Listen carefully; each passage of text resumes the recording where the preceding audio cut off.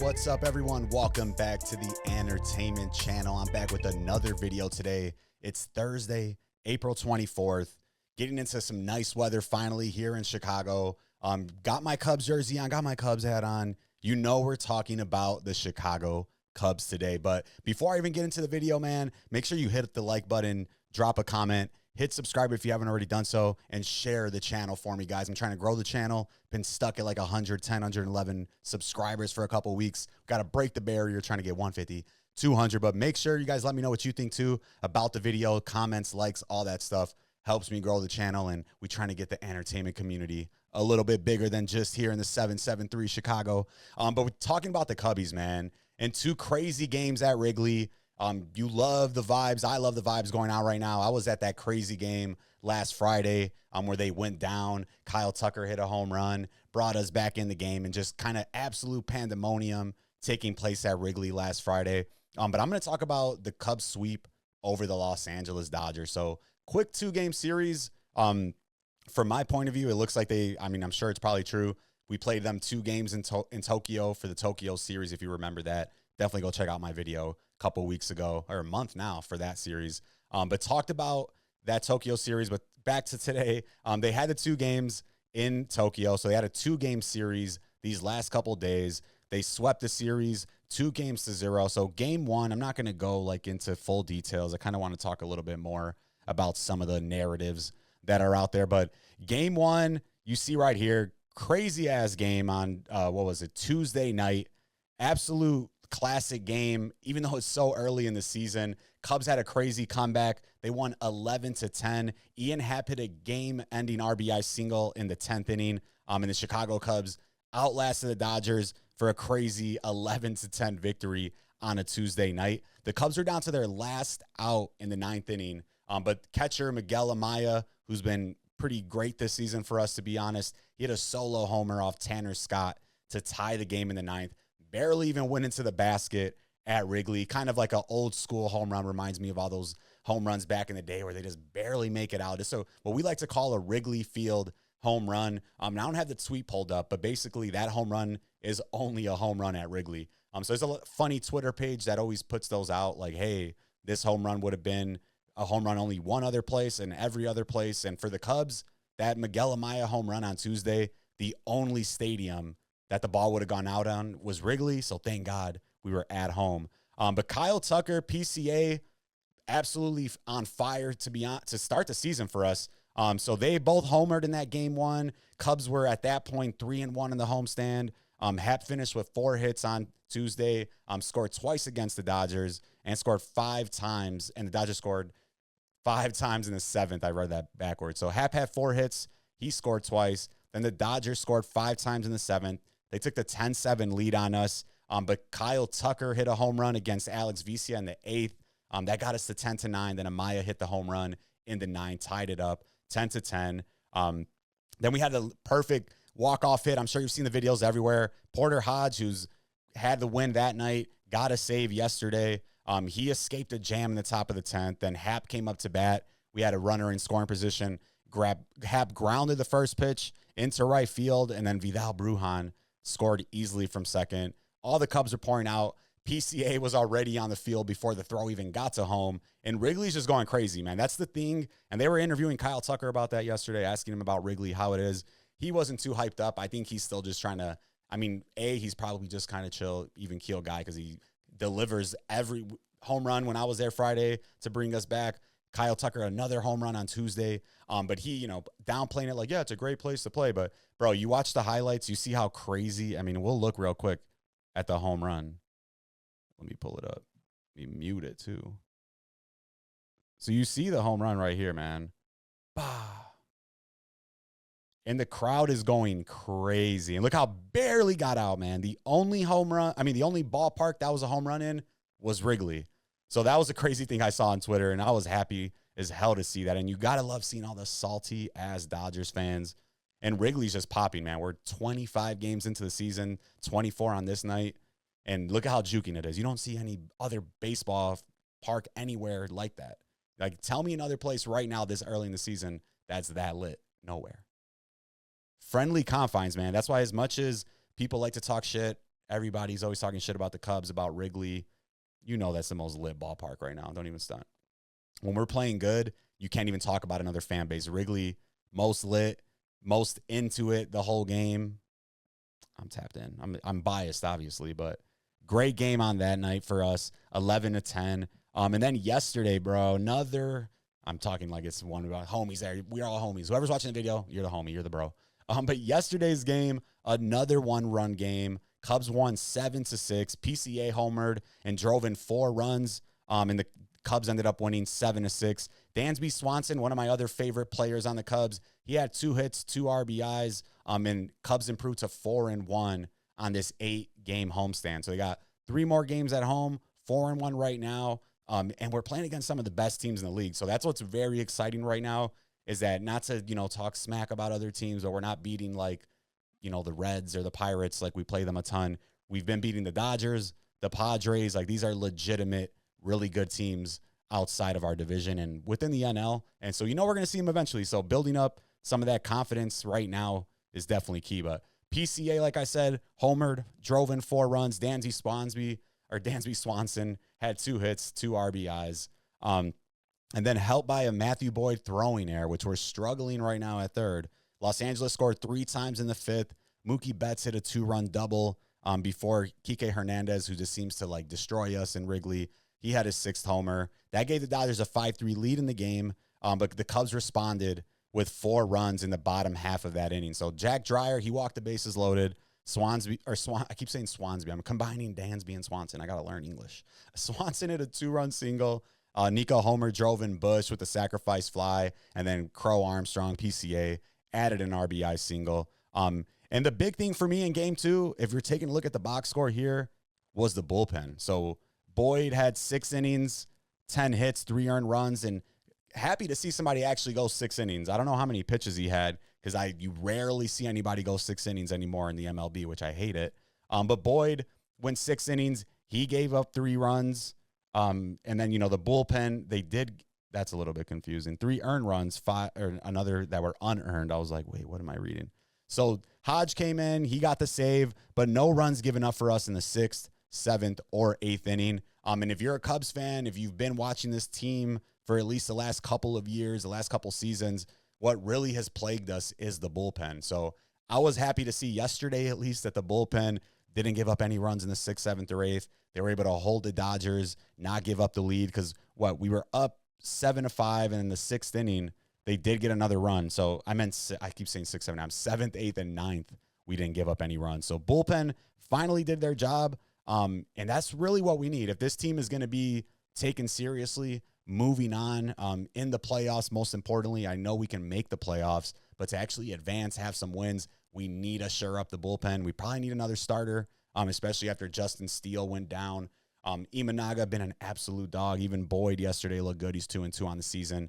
So Cubbies, I know you're hearing it already. Management, everybody, owners, go out, get us a couple relievers, get us a starter or 2. You never know. I mean, in the MLB, they're all pitching like 5 innings these days. You probably do need at least 5 starters.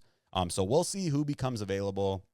We'll see, what they want to jeopardize with some of these players. Because a lot of people forget Pete Crow-Armstrong, he actually came to the Cubs in that Javi Baez deal. So Javi Baez, we sent him to the Mets a few years ago. He's already in Detroit. But in that trade, we did get Pete Crow-Armstrong, PCA, back. And right now, I would say he's probably one of the top 2, 3 favorite players of everybody in Chicago. Not, a little bit of everything, the swag, obviously what he's doing on the field is what matters the most. But it's kind of like, not give a fuck attitude is what everybody likes. So when obviously, if it wasn't going good, we probably would be like, we don't like his attitude. He's got to focus. But things are going good. He's hitting well. He's right now, if there was MVP votes, he'd be somewhere. He wouldn't win, but he'd get voted, which is insane to say because we're only 26 games in out of 162. So hot beginning to the season for all of us. And you take a look here.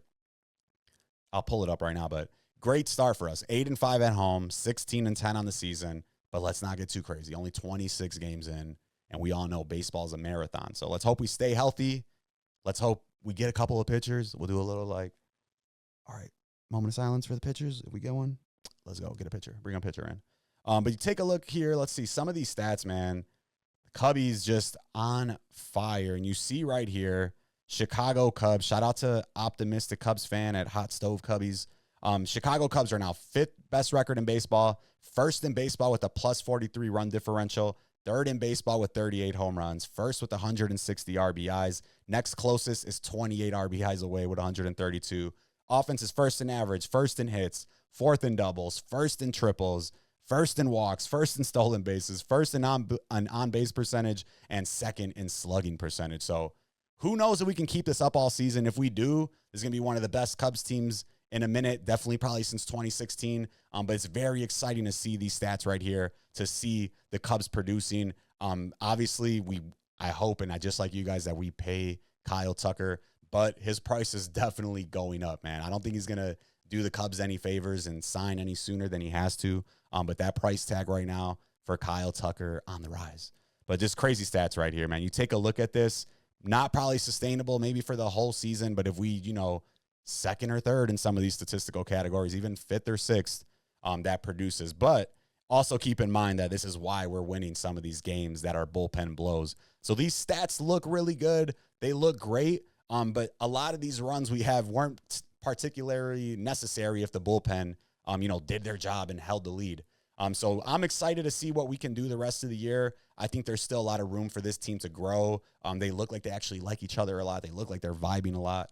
And that's exciting, man. From a baseball perspective, that baseball, as much as everybody talks about launch angles and home runs and all that stuff, at the end of the day, baseball usually comes down to who can make those key hits, which bullpens can get the out, and what team is playing like as a real team, where they're doing what's best for everybody, sacrifice bunts, getting the extra base, running out ground balls, running out pop-ups, doing those things that pay off in that long 162-game season.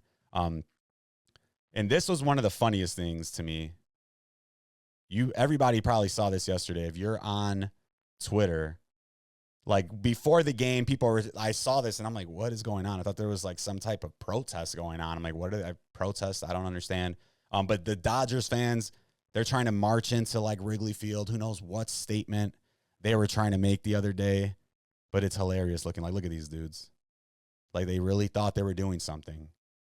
And all you did was walk in, got your ass sweeped out, got to fly back to LA, have fun on that 4 or 5 hour flight, take the L.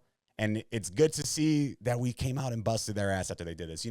Coming into Wrigley, trying to do some goofy shit like this. I love that they walked in there together. I hope after they lost, they all met up and walked their sad asses back down Clark Street to wherever the fuck they came from. But fuck the Dodgers, Cubbies all the way. And I love Ohtani, but you take a look at this stat. Cubs right now have this dude's number. I don't know who's got the scouting report. I don't know if he's just pulling it together. But you take a look at these stats right here. Going back to the Tokyo series, he was pretty good in game 1, 2 of 5, 1 of 3, 0 of 4, 1 of 3, 0 for 5, 0 for 4, 1 for 5. So right now, whatever we're doing is working against Ohtani. The part that scares me a little bit about it is usually it's like one way or the other. Maybe you do really great against a team in the regular season, then you don't in the postseason. And sometimes you do really bad against a team. They think they got you. Then you go into the postseason and start raking. So this is an interesting stat to see, just because Ohtani considered one of, if not the best player in the entire world. And for who knows why or what's going on, but the Cubbies right now have the right formula that they've been shutting him down. And especially at a game in Wrigley, you're like, bro, I know Ohtani could hit a pop-up out of right field in Wrigley if the wind conditions are right. So shout out to the Cubs pitchers, even though the bullpen's been struggling. Starters, bullpen, all kind of finding a way to deal with Ohtani. This surprised me. So let me know what you guys think. Do the Cubs just have Ohtani's number? Do they have the right pitchers to face him? Do we just have the right game plan? And I don't know if it's sustainable, but keep them to one hit. You got a really good chance to win. Yeah. And just real quick, too, to look at some of these stats right here for PCA, man. Because if there's one main takeaway I have from the beginning of this season, especially this Dodgers series that we just won, is PCA is legit, and right now he's on fire. So PCA went 6 for 9, 2 home runs, 7 RBIs in a 2-game set against the Dodgers, and he's batting .396, 21 for 53, 5 home runs, 14 RBIs in his last 13 games. So PCA showing why the Cubs thought he was worth bringing over here in that Baez trade.